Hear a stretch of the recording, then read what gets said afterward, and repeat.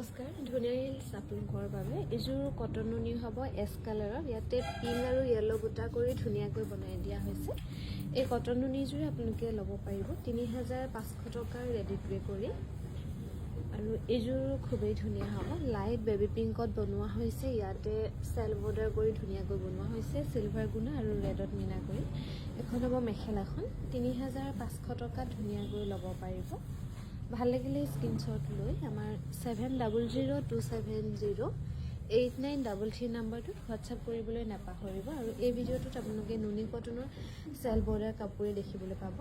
এইযোৰ খুবেই ধুনীয়া ৩৫০০ টকাত ল'ব পাৰিব আৰু এইযোৰ খুবেই ধুনীয়া হ'ব কালাৰটো হ'ব স্বিগিন কালাৰ ইয়াতে ডাৰ্ক কফি কালাৰ ফুল কৰি ধুনীয়াকৈ বনাই দিয়া হৈছে আৰু নুনি কটনৰ চেল বৰ্ডাৰ কাপোৰো প্ৰায় এক কালাৰতে ধুনীয়াকৈ বনোৱা হয় মাজে মাজে এনেকৈ সৰু সৰু জাপি ডিজাইন কৰি বনোৱা হৈছে ৩৫০০ টকাত ল'ব পাৰিব